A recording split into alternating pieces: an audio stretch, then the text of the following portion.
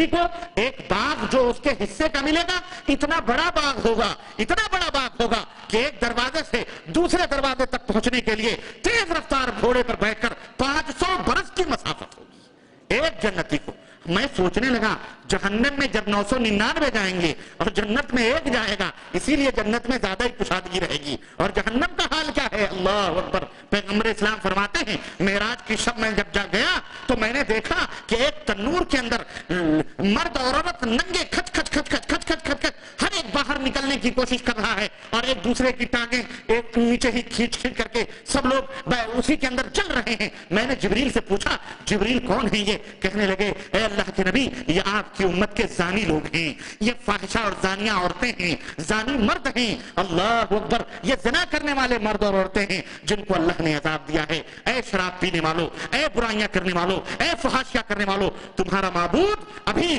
توبے کا دروازہ بند نہیں ہوا ہے، اللہ سے توبہ کرو اور اس جہنم سے توبہ کرو، اتنے گناہوں سے توبہ کرو، اللہ بخشنے والا ہے، اللہ معاف کرنے والا ہے۔ اللہ کے نبی فرماتے ہیں اللہ ایک بندے سے تمہارا اپنا معبود حقیقی جو ہے وہ تمہاری توبہ سے اتنا خوش ہوتا ہے، اتنا خوش ہوتا ہے، اتنا خوش ہوتا ہے کہ نبی علیہ الصلوۃ والسلام فرماتے ہیں، نبی علیہ الصلوۃ والسلام فرماتے ہیں کہ وہ بندہ جب اللہ تبارک تعالیٰ سے توبہ کرتا ہے اللہ کتنا خوش ہوتا ہے۔ اس کی مثال سمجھو کہ ایک آدمی صحرا میں گیا اور اس نے اونٹنی کھو دی اور پھر موت کی تمنا لے کر تلاش کر کے بیچارہ سو گیا، اسی کے اوپر اس کا پانی ہے، کھانا ہے، سب کچھ ہے، اس کو کچھ نہیں، اب وہ موت کی آرزو میں سو گیا، لیکن نیند جب کھلی دوبارہ تو دیکھا اس کی اونٹنی اس کے پاس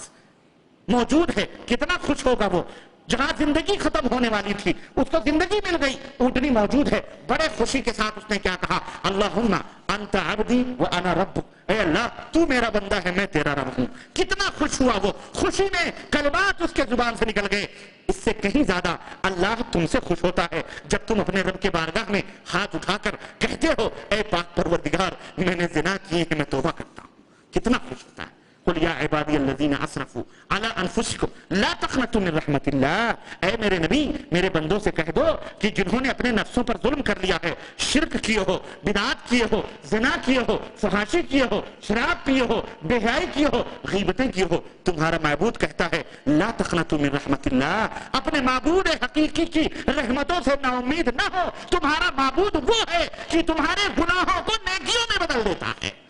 اللہ اکبر، اپنے معبود کا مقام سمجھو، اپنے معبود حقیقی کا مرتبہ سمجھو۔ کون ہے ہمارا معبود؟ ہمارا معبود وہ ہے جس نے ہمیں ماں کے پیٹ میں 9 مہینے رکھا، کس نے کھانا کھلایا، کس نے پلایا، کس نے سانس دی، کس نے 9 مہینے، پیدا ہوتے ہی 1000 2000 کے اخراجات بڑھ جاتے ہیں، لیکن وہی بچہ جب پیٹ کے اندر ہوتا ہے فری ہو کر کے سوتے ہو، پیدا ہوتے ہی اب اس کے دودھ کا انتظام کرو، اس کے کپڑے کا انتظام کرو، صابن کا انتظام کرو، علاج کا انتظام کرو، ٹیکے لگواؤ، ہزاروں روپے خرچ ہوتے ہیں، لیکن وہ مالک جب کسی اندر رکھتا ہے تو کتنی حفاظت سے رکھتا ہے، تصویریں بناتا ہے۔ هو الذی یصورکم فی الارحام کیف یشاء، اللہ فرماتا ہے تمہاری شکل و صورتیں کون بناتا ہے؟ یہ خود بخود نہیں بنتے۔ ان پاگلوں سے کہو جو کہتے ہیں دنیا خود بخود بن گئی ہے، ارے ظالموں ہم دیکھتے ہیں،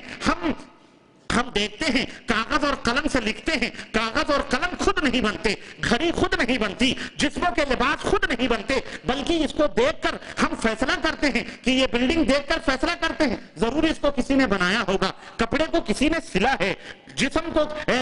یہ کپڑا کسی نے بنایا ہے، یہ میز کسی نے بنایا ہے، یہ مائکرو فون کسی نے بنائے ہیں۔ دنیا کو چیزیں دیکھ کر ہمیں بنانے والے کا پتہ چلتا ہے۔ یہ بدعقل، یہ ناعقل یہ کہتا ہے یہ آسمان، یہ زمین، یہ چاند، یہ سورج ان کو پہچان میں نہیں آتا کس نے بنایا ہے، یہ خود بخود بن گئے۔ نہیں، بلکہ ان کا بنانے والا موجود ہے، اور وہ ہمارا معبود حقیقی ہے جسے ہم لا الہ الا اللہ کہتے ہیں۔ اللہ کے سوا کوئی معبود حقیقی، اپنے معبود کو پہچانو، ہمارا معبود وہ ہے میرے عزیزوں، میرے بھائیوں، اس معبود کو خوش کرو، اس معبود سے خوش رہو۔ وہ اللہ کے نبی فرماتے ہیں کہ اللہ تعالیٰ فرماتا ہے کہ میرے بندے میرے بارے میں جیسا گمان رکھیں گے میں ان کے ساتھ ویسے ہی کروں گا۔ تو پھر برا گمان اللہ سے کیوں رکھتے ہو؟ اچھا گمان رکھو کہ میرا اللہ، کوئی حادثہ ہوا، کچھ بھی ہوا، میرا اللہ میرے ساتھ بھلائی کرنا چاہتا۔ خلاص اپنے مالک کو، اپنے معبود کی عزت کرو، احترام کرو، اور اس کی عزت و احترام یہی ہے قل یا عباد، کیا ہے کہ اس کو پکارو، اس کو پکارو، اس سے بگڑو، اس سے دعا کرو، اس سے توبہ کرو، اسی سے مانگو. یہاں تک کہ نبی علیہ السلام فرماتے ہیں جوتے کی نال سمجھتے نال،